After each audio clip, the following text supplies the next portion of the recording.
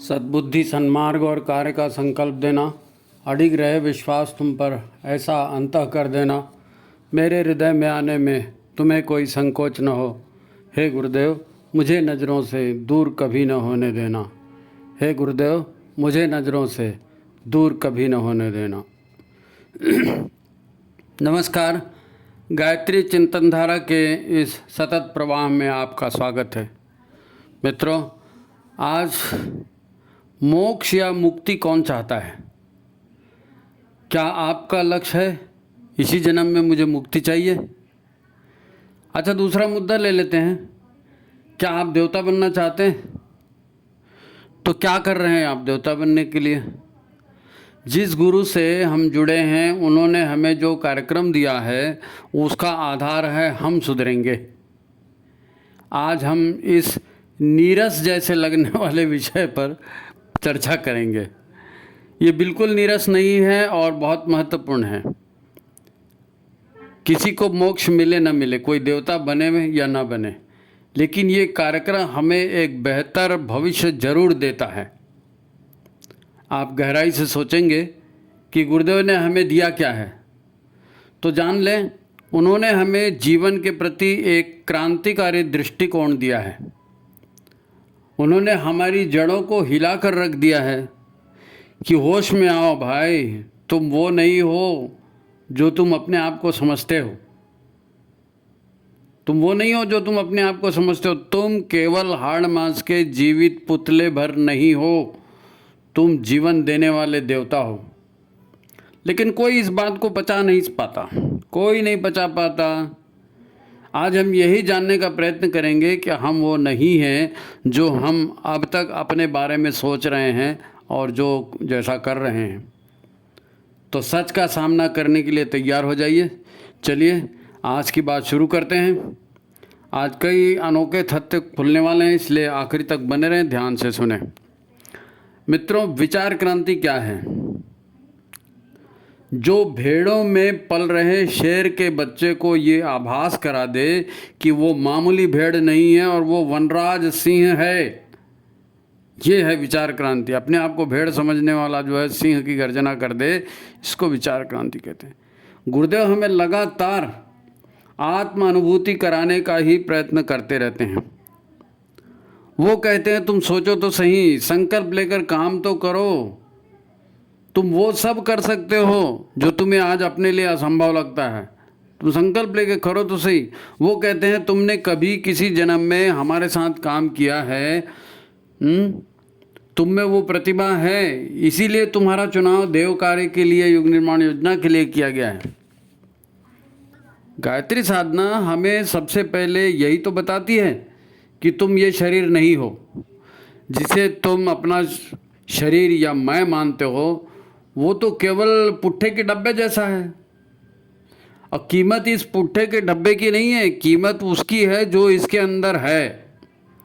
ये जो खाया पिया शरीर दिख रहा है ना, ये क्या है? ये बाहरी है, ये असल थोड़ी है। ये पुट्ठे का डब्बा है।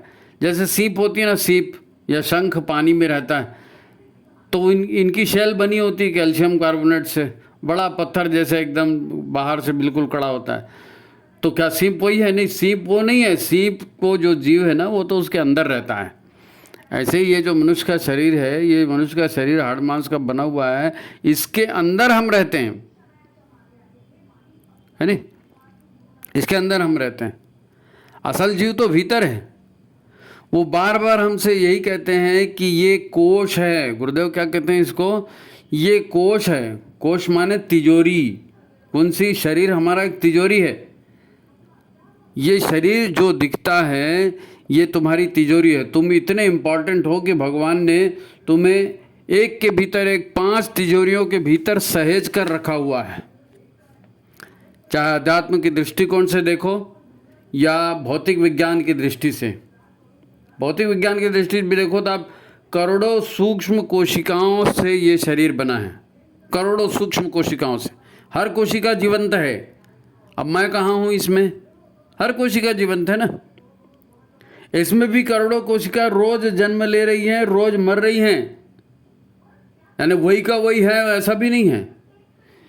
ये जो हमारा शरीर जिसे हम मैं कहते हैं, ये कोई एक इकाई है बस। हमारे मुंह में, हमारे पेट में, हमारी आंतों में करोड़ों करोड़ों जीवित बैक्टीरिया हैं।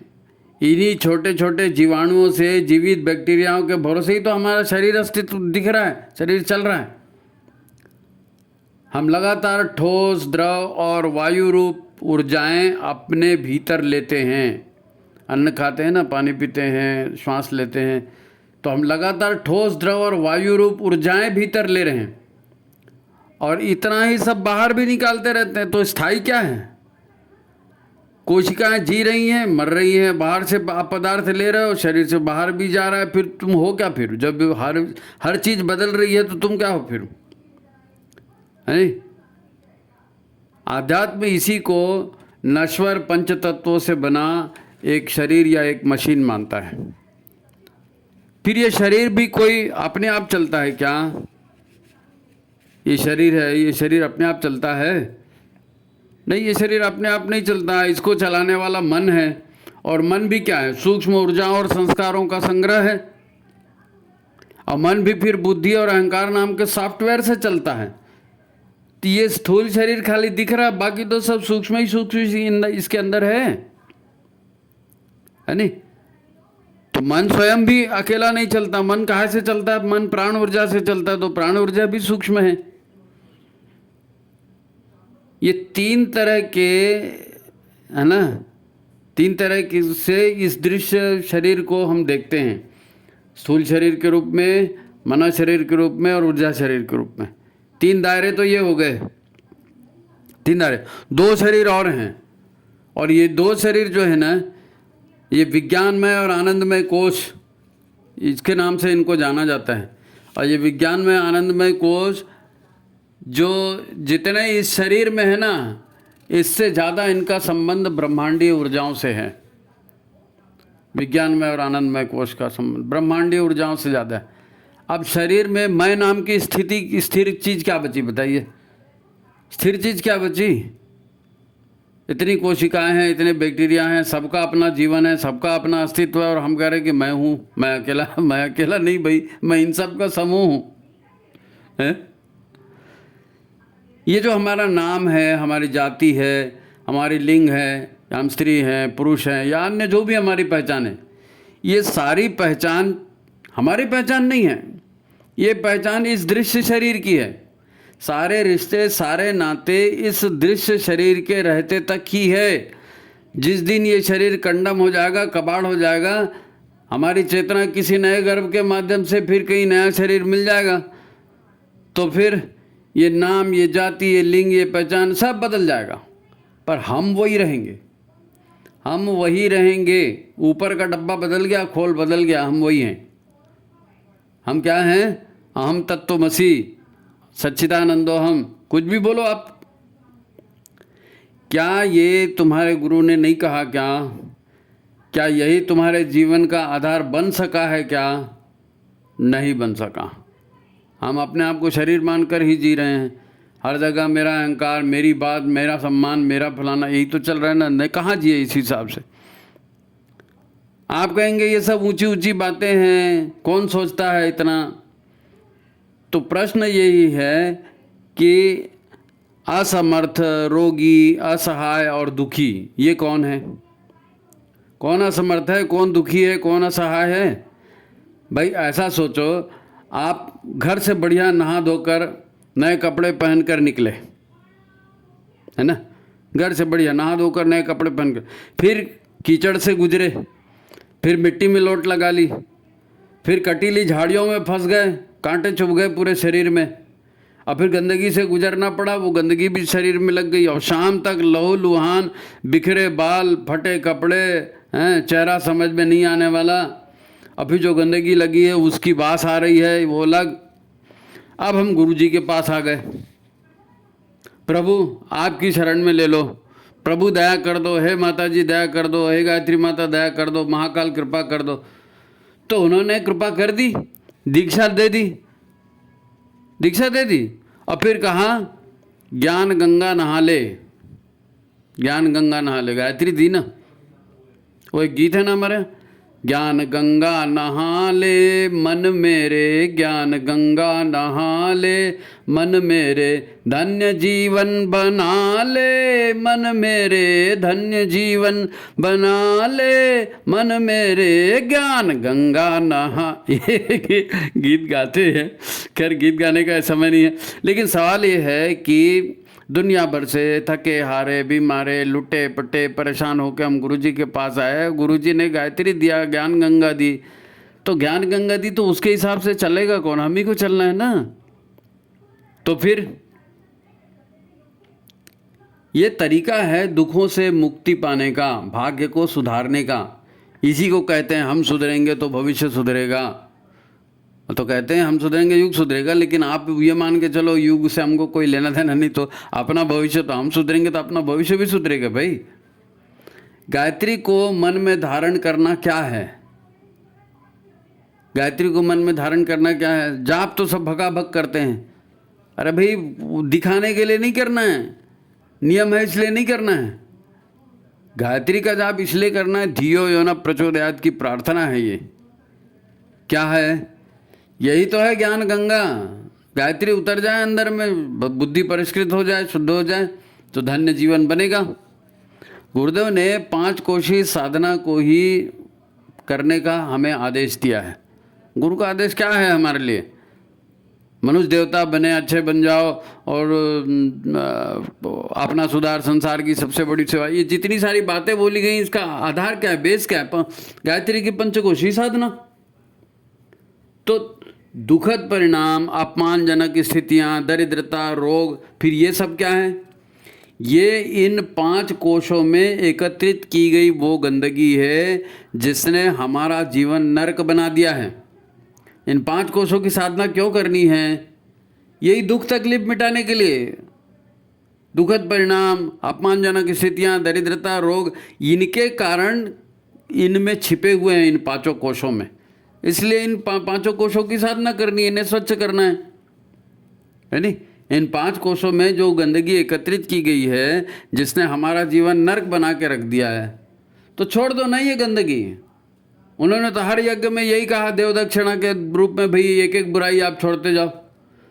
पर हम तो पहले ये सोचते थे, है ना, शुरू से कहाँ माना किसी ने कि देव दक्षिणा एक छोड़ते जाओ। वो कहने को होता है, हाँ देव दक्षिणा पूर्णाहुति कर दिया, कोई बुराई छोड़ता है क्या?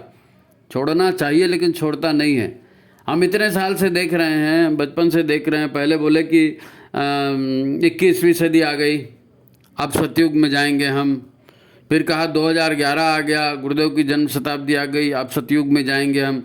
अब ये करते करते 2024 आ गया, सतयुग तो आया नहीं, उज्जवल भविष्य तो आया नहीं। तो फिर अरे हाँ, जीवन हमारा है, देवत्व हमको धारण करना है, देव परिवार हमें बनाना है। अब देव परिवार को जन्म से मत जोड़ लेना। आप और हम आज ये कह रहे हैं, सुन रहे हैं, ये देव परिवार का हिस्सा है, इसीलिए कहे सुन रहे हैं।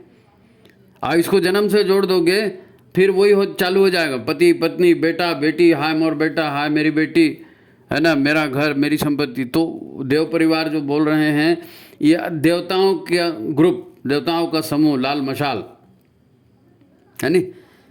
अरे भाई ये रिश्ते जो हमारे हैं ना, ये जन्म से जो भी संबंध बने हैं, ये रिश्ते नहीं हैं, ये हमारे कर्मफल हैं। कर्मफल हैं। जो व्यक्ति दिख रहे हैं, ये व्यक्ति हमारे कर्मफल देने के लिए आए हैं। कोई अच्छा देगा, कोई बुरा देगा। जैसे अच्छे कर्म थे तो अच्छा देगा, बुरे कर्म थे तो बुरा देगा।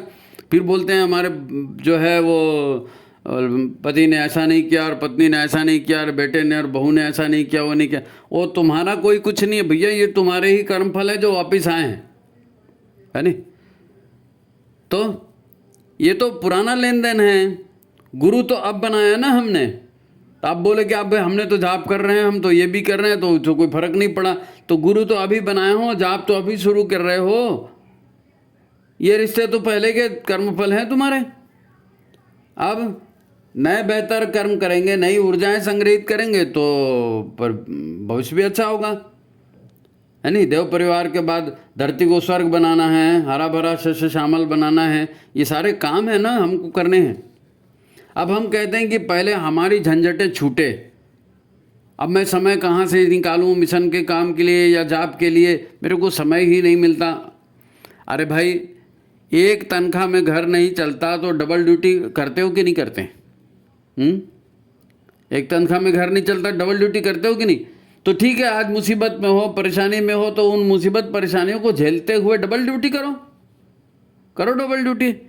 अब डॉक्टर ने कहा ऑपरेशन होना है तो होने दो ऑपरेशन, कुछ दिन होगी तकलीफ, है ना, पर डॉक्टर पर विश्वास करो। तुम्हारे पास और उपाय क्या है सिवाय डॉक्टर के ऊपर विश्वास करने के? अब गुरुदेव बना लिया, गुरु के ऊपर विश्वास करने के अलावा और कोई उपाय है क्या तुम्हारे पास? आखिर गंदगी को इकट्ठा किया किसने था? तो शांति से लगे रहो, गंदगी हटाने में लगे रहो, धीरे धीरे सफलता मिलेगी। अब कल का किया हुआ आज मिल रहा है, उसको बोलूँगा मैं मेरे को ये नहीं चाहिए, तो ऐसे कैसे होगा? वो तो झेलना पड़ेगा ना। मित्रों, दवा कड़वी लग रही है पर विश्वास करो, तबीयत ठीक करने के लिए ये कड़वी दवा ही चाहिए। खैर, अब आगे चलते हैं। ये भी बात बहुत महत्वपूर्ण है, यज्ञ और गायत्री पर काफ़ी कुछ बोला गया है। यज्ञ और गायत्री बहुत महत्वपूर्ण है, जीवन का हिस्सा है, लेकिन इस पर काफ़ी कुछ कह चुके हैं, इसके लिए इसको रिपीट नहीं करेंगे। गायत्री महाविज्ञान में ये सब आप पढ़ सकते हैं, या हमारे पुराने वीडियो भी हैं उन्हें भी आप सुन सकते हैं, है ना। तो जो क्या क्या करना है उसमें आता है। तो अब इस पूरी कहानी को एक नए रूप में हम देखेंगे, एक नए रूप में। देखो, दो बातों पर जरूर सोचना चाहिए हर व्यक्ति को, हर व्यक्ति को दो बातों पर सोचनी। पहला विचार ये कि क्या मुझे वाकई अपनी मान्यताओं, धारणाओं और क्रियाओं में सुधार लाना है? मैं सुधरूंगा तो क्या होगा? ये प्रश्न उठता है ना कि मैं सुधरूंगा तो क्या होगा, सुधरूंगा मैंने क्या करूंगा, है ना। इस पर हमने अभी तक चर्चा की है ना। दूसरी बात, मुझे किन किन बातों को सुधारना है, किन बातों में मुझे सुधार लाना है। तो सबसे पहले यह जान लो कि यहाँ जो वास्तव में सुखी है ना, इस दुनिया में अभी जहाँ हम रहते हैं, यहाँ जो वास्तव में सुखी है, जो वास्तव में सौभाग्यशाली है, वो हंसता खेलता जीवन जीता है और चुपचाप मर भी जाता है, किसी को कुछ पता भी नहीं चलता। परंतु जो समाज में दिख रहा है, ये बहुत बड़ा वर्ग, इसने बहुत भ्रम फैला करके रखा है, इसने बहुत भ्रम फैला करके रखा है। वो ये बोलता है कि यही हम कर रहे हैं, यही सुख है नहीं। तो ये बहुत बड़ा वर्ग है जो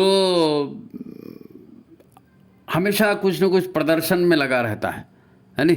हर तरह के कपड़े, नए नए कपड़े, नई नई गाड़ियाँ, नए जेवर, नया घर, फिर उसकी शान शौकत दिखाते रहते हैं, फिर पार्टियाँ करते हैं, है ना, तरह तरह के उत्सव मनाते हैं और वो काम करते हैं ताकि लोगों पर इम्प्रेशन पड़े कि ये बड़े लोग हैं, ये बड़े संपन्न लोग हैं, यही लोग सुखी हैं, भाई ज़िंदगी तो इन्हीं की है।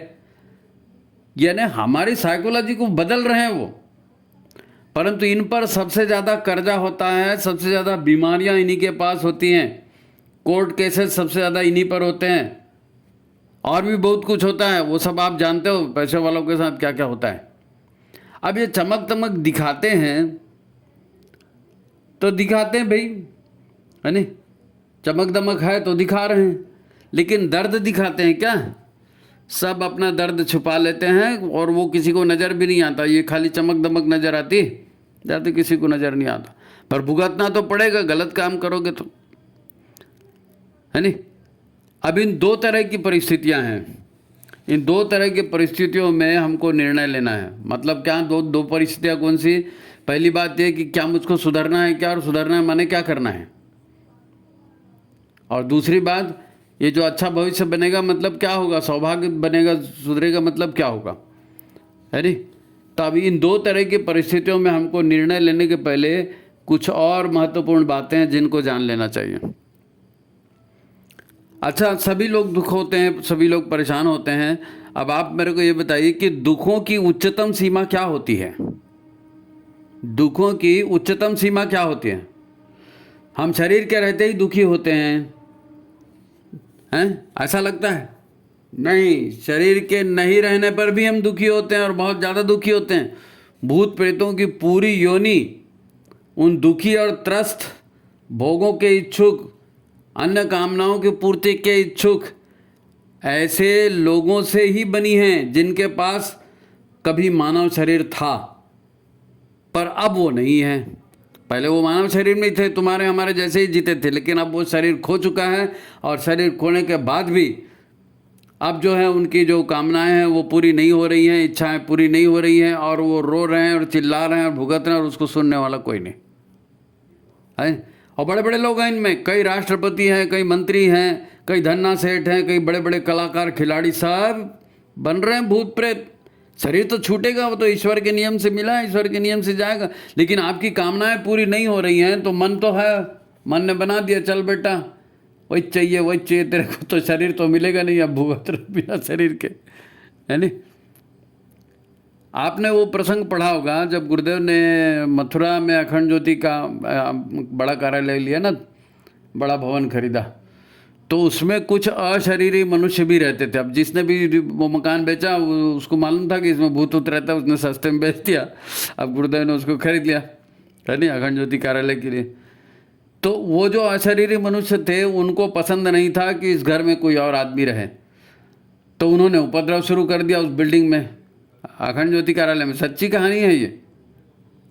वो नहीं चाहते थे कि उनके घर में कोई और रहे। तब गुरुदेव ने स्वयं उनसे बात की और उनसे समझौता किया कि भाई देखो ऐसा ऐसा है, ये अच्छा काम हम कर रहे हैं, हम भी आपको डिस्टर्ब नहीं करेंगे, आप भी हमको डिस्टर्ब मत करो। और एक भवन, उसी भवन के एक कोने में उनको जगह दे दी, भाई ठीक है यहाँ रहो, हम तुमको यहाँ डिस्टर्ब नहीं करेंगे। अरे आज संसार में जितने भी जीवित मनुष्य हैं उनसे कई गुने अधिक ऐसे अशरीरी मनुष्य हैं। ये सब हमारे आसपास मंडरा रहे हैं पूरा। कोई खाली ज़मीन पे है, कोई पेड़ में है, कोई तालाब में है, कोई कहीं है, कोई पुराने खंडहर में है। ये सब अशरीरी हैं सड़कों पे। कभी किसी को गाड़ी चलाते हुए कोई महिला दिख जाती है, कभी किसी को कोई दिख जाता है, ये होता है। ये क्या है? ये सब भटक रहे हैं, शरीर खो गया है इनका, हैं? विशेषकर पुराने घरों में। कोई कोई तो तालाब में भी रहते हैं, कोई खाली ज़मीन पे रहते हैं। वो या तो उसे अपनी संपत्ति मानते हैं कि भैया ये घर है या ये ज़मीन है, ये मेरी है, इसको मैं नहीं छोड़ूंगा, है ना।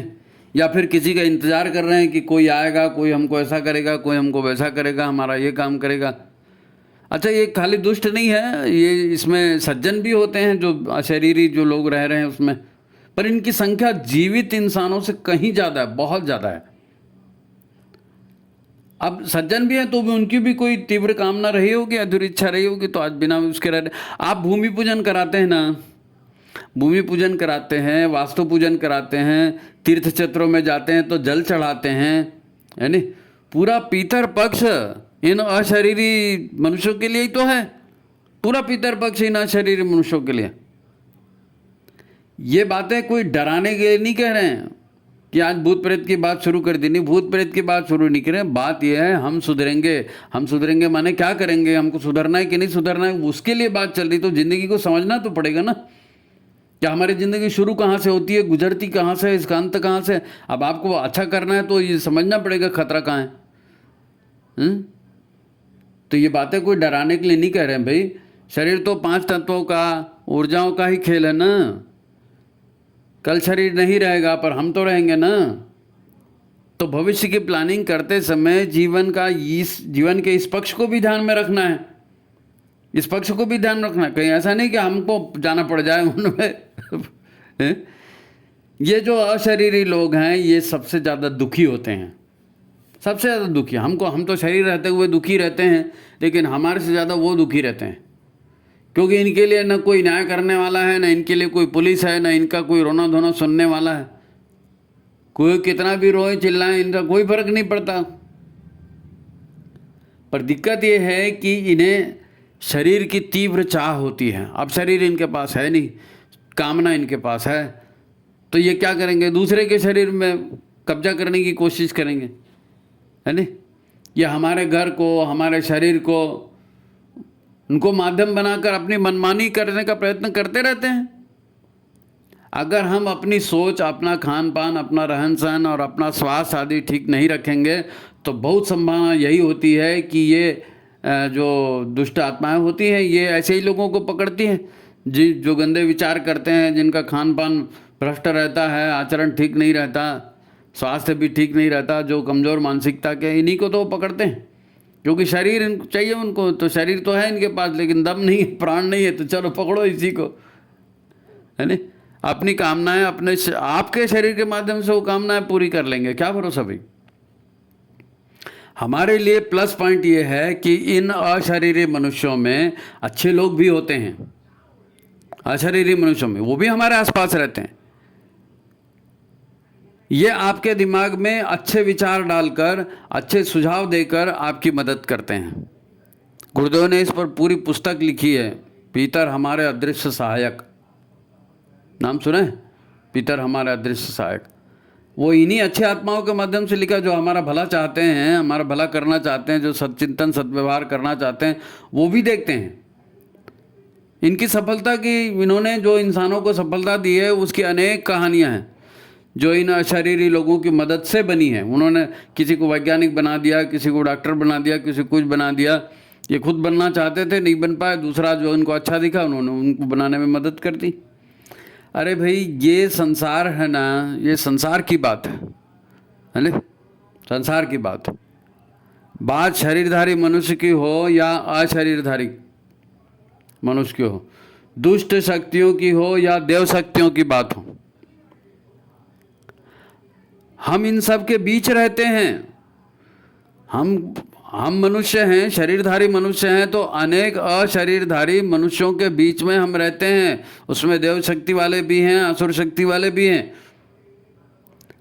हम इनको और ये हमको हमेशा प्रभावित करते रहते हैं। हम इनको प्रभावित करते रहते हैं, इनके अनुकूल आचरण करके इनको आकर्षित करते हैं, है नहीं भाई। पूजा के समय हम इनको नमन करते हैं ना। आप देखो, ग्राम देवताभ्यो नमः, स्थान देवताभ्यो नमः, वास्तु देवताभ्यो नमः, हैं। फिर तीर्थों को भी हमने माना है, ये भी पवित्र हैं। तीर्थ, सर्वेभ्यो तीर्थेभ्यो नमः, सर्वेभ्यो ब्राह्मणेभ्यो नमः। ये सब हम क्यों करते हैं? अगर ये जीवित ऊर्जाएं नहीं हैं, अगर ये जीवित में हमारा भला नहीं कर सकती, बिगाड़ नहीं सकती, तो इनका नमन वंदन क्यों होता है? इनका प्रभाव है। शरीर नहीं दिखता, शरीर नहीं है तो क्या हुआ? सूक्ष्म शक्तियां हैं। अब हमको सुधरना है, माने क्या करना है? हमको सुधरना है माने क्या करना है? ये बहुत बड़ा सवाल है। अब हम किन किन लोगों से घिरे हैं, कैसा करते हैं तो क्या परिणाम होता है, ये हमने देखा ना। कैसा करते हैं, शरीर का क्या महत्व है, मन का क्या महत्व है, ये सारा चीज़ देखा। अब सवाल ये है कि हम सुधरेंगे माने क्या करें। बड़ा इंपॉर्टेंट सब्जेक्ट है और बड़ा गंभीर विषय है ये।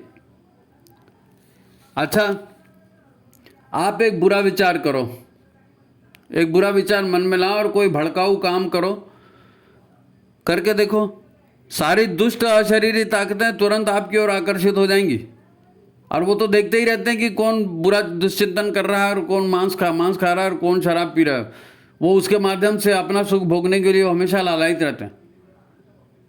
वो आपको और विचार देंगी, एक से एक ऑप्शन आपको सुझाएंगी वो अशरीरी व्यक्ति।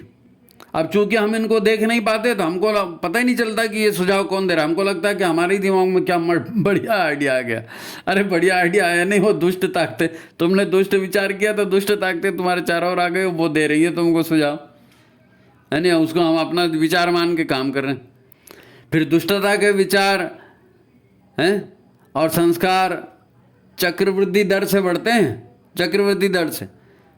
क्योंकि आपको उन्होंने दुष्ट विचार आया, उन्होंने उस विचार को पुष्ट किया, आपने उसको पालन कर दिया। अब उनको भी लत लग गई कि हाँ इसके माध्यम से हम कर सकते हैं, तो वो आपको नए नए आइडिया देते हैं। चक्रवृद्धि दर से ये दुष्टता बढ़ते जाती है। फिर है अशरीरी पवित्र शक्तियों का थोड़ा उल्टा नियम है। क्योंकि पवित्र शक्तियां हैं, अब उनको अफसोस है कि भाई शरीर हमको मिला नहीं है, तो वो ज़्यादा एक्टिविटी करती नहीं है। लेकिन उनका तरीका उल्टा है। पहले तो इन्हें शुद्ध पवित्र वातावरण चाहिए, क्योंकि ये शुद्ध पवित्र जीवन जिए हैं। अब अकाल मृत्यु हुई या जो भी हुआ होगा, इनको शरीर छोड़ना पड़ गया, लेकिन इनको चूंकि शुद्ध पवित्र वातावरण का अभ्यास है, इसलिए वो कोई गंदा सोचता है, कोई गंदा वातावरण है तो वहाँ तो ये जाते ही नहीं पहले, है ना। फिर ये आ भी गई तो आपके विचारों को परखती हैं।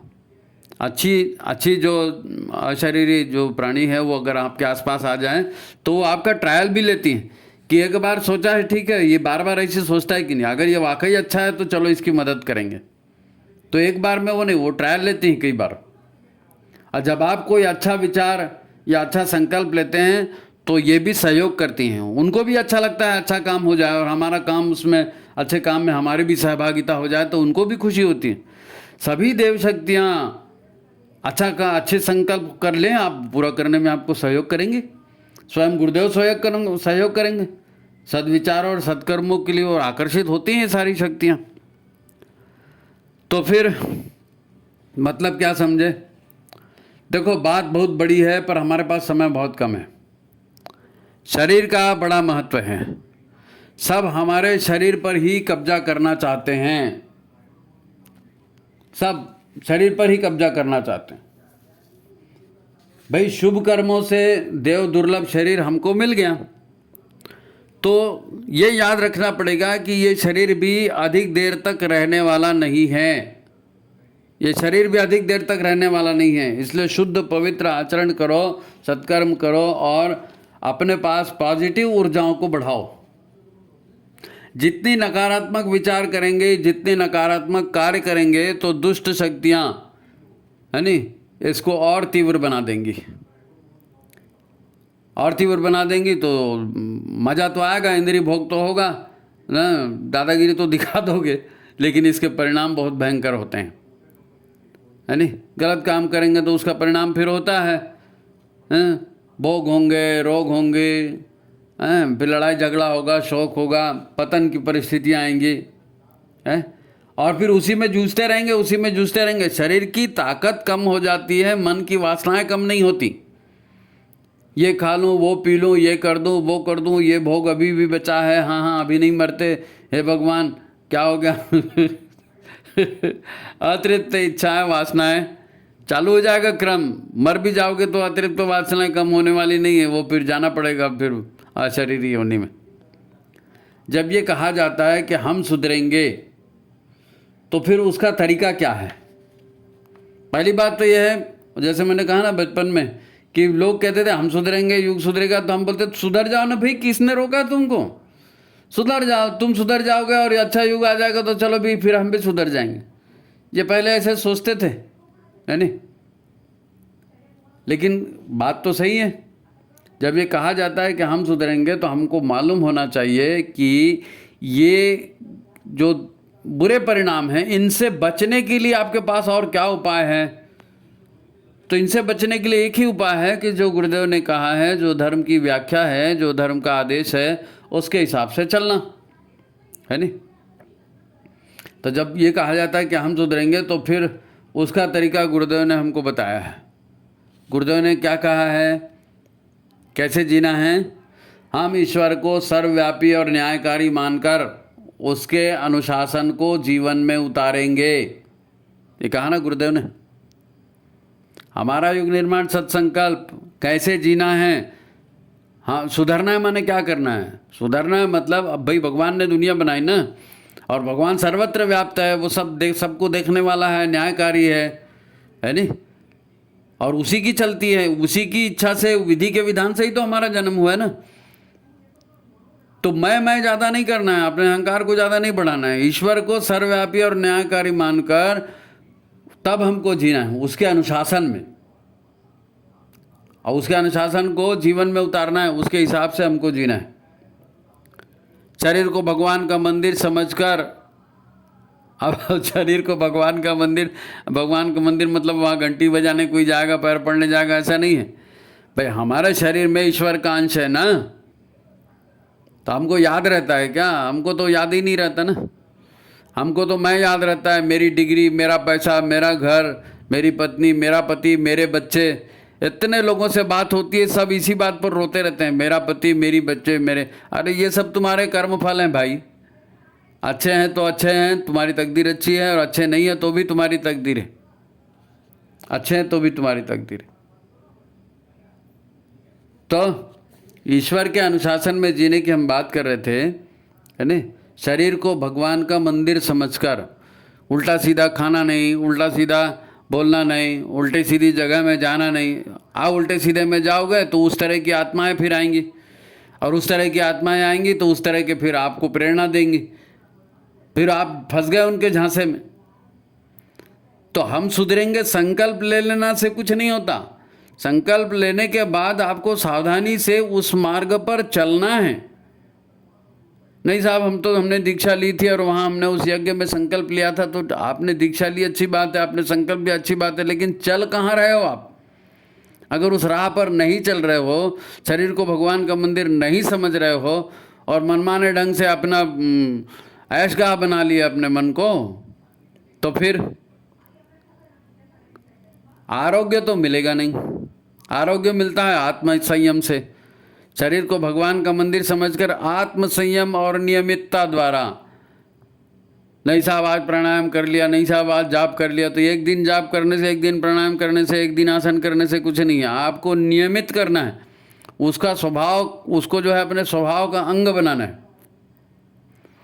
तो हम सुधरेंगे का फार्मूला गुरुदेव ने दिया है। और ये जो है, ये दुखों से बचने का मार्ग है ना, दुखों से बचने का मार्ग है और शरीर के सदुपयोग का मार्ग है। नहीं तो फिर कामनाओं में फंसेंगे और उल्टी सीधी योनि के लोग आकर के और आपको प्रेरित करेंगे और आप उसमें फंसोगे, तो फिर मतलब क्या निकला? तो ये सुधरने का तरीका है। ईश्वर को सर्वव्यापी मानकर उसके अनुशासन को जीवन में उतारेंगे, आत्मसंयम और नियमितता द्वारा आरोग्य की रक्षा करेंगे, और फिर मन को कुविचारों और दुर्भावनाओं से बचाने के लिए सतत स्वाध्याय है ना। वो सारे नियम जो पूरे 18 के 18 नियम है हमारा युग निर्माण सत्संकल्प में, वो इसीलिए दिए भाई। वो पूरा हम सुधरेंगे का ही फार्मूला है। अरे स्थूल और सूक्ष्म दो तरह का जीवन है, विश्वास करिए। सारा साहित्य भरा पड़ा। देखो एक प्रसंग है इसमें, मैं बता रहा हूँ आपको। कई लोग जो बोलते हैं ना कि भाई हमारे पति ऐसा नहीं करते, हमारी पत्नी, हमारे बच्चे, तो ये सब आपने पिछले लेनदार देनदार ही है। इसका बहुत अच्छा उदाहरण मेरे को याद आया। आपने योगानंद जी का नाम सुना होगा, क्रिया योग के जो हैं, यो स्वामी योगानंद जी। तो उन्होंने ऑटोबायोग्राफी ऑफ योगी लिखा हुआ है, योगी कथामृत। तो योगी कथामृत में वो लिखते हैं कि जब वो पहली बार उनके गुरु ने क्रिया योग के प्रचार के लिए उनको अमेरिका जाने का आदेश दिया, तो उस समय पानी जहाज़ था, पानी जहाज़ से अमेरिका गए वो। तो वो रास्ते में यही सोच रहे थे कि जा तो रहा हूँ, अनजान देश है, अनजान लोग हैं, अब इसके बीच में कैसे काम होगा। लेकिन जब वो वहाँ गए और उन्होंने काम करना शुरू किया, तो वो भी योगी थे ना, तो उनको वो सारे लोग मिले जो पिछले जन्मों में उनके साथ ऑलरेडी काम कर चुके हैं, है ना। अरे साथ छूटता नहीं है भाई, जन्म जन्मांतर का साथ है। अच्छे लोग आएंगे आपको अच्छी प्रेरणा देने के लिए, बुरे लोग आएंगे आपको सजा देने के लिए, वो जन्म जन्मांतर का साथ है। पति पत्नी का 7 जन्म का साथ बोलते नहीं, वो सभी का अनेक जन्मों तक साथ है। जब तक लेन देन बराबर नहीं होगा वो साथ चलता रहेगा। इसलिए हम सुधरेंगे का जो है ना बड़ा महत्व है। केवल ये 50, 60, 70 साल का जो जीवन है इसी पर बात नहीं है, ये सैकड़ों और हजारों साल के जीवन की बात है। तो ये सब जीवन का सूक्ष्म गणित है ना। हमने अच्छे बुरे दोनों काम किए तो अच्छे बुरे सहयोगी भी मिले, पारिवारिक सहयोगी मिले, संसार में हम रहते हैं, समाज में रहते हैं, तो समाज में भी हमको अच्छे बुरे लोग मिलते हैं। नौकरी करते हैं तो वहाँ भी अच्छे बुरे लोग मिलते हैं। तो ये सब कर्मों का लेन देन है, उसी को चुकाने के लिए आदमी जाता है। आप भी किसी को तकलीफ देते हो, कोई आपको तकलीफ देता है, आप किसी की सहायता करते हो, कोई आपकी सहायता करता है। यही तो जीवन है। अब बोल दो मैं मेरा, और लड़ो मरो अहंकार दिखा दो, है ना। आपने मेरा दिल दुखा दिया, मैं आपको जिंदा नहीं छोड़ूंगा, तुम फिर करते रहो भाई। अब क्या करें भाई, है ना। कुछ बुरे कर्म हैं, बुरी ऊर्जाएं हैं, तो उनको कट जाने दो। बुरे कर्म है, बुरी ऊर्जाएं हैं तो कट जाने दो। जहाँ विधि राखे राम तहीं विधि रहिए, है ना। तो विचार क्रांति अभियान क्या है? युग परिवर्तन की नींव है। अगर युग बदलेगा तो जब तक मनुष्य में विचार क्रांति नहीं होगी, मनुष्य नए ढंग से नहीं सोचेगा, तब तक के मनुष्य में परिवर्तन नहीं होगा, और मनुष्य में उस व्यवहार में परिवर्तन नहीं होगा, तो युग भी नहीं बदलेगा, है नहीं। तो विचारों से ही हम अपनी मान्यताएं बनाते हैं, विचारों से ही हम अपनी धारणाएं बनाते हैं, फिर इन्हीं धारणाओं के आधार पर हमारा मन काम करता है ना। और फिर अगर धारणाएं अच्छी हैं, मार्ग सही है, तो फिर हमारा जीवन सफल हो जाता है ना। और धारणाएं ही मिथ्या धारणाएं हैं, अज्ञान में भरे पड़े हैं, कुसंग में भरे पड़े हैं, तो फिर दुखों का फिर अंत नहीं है, दुखों का अंत नहीं है।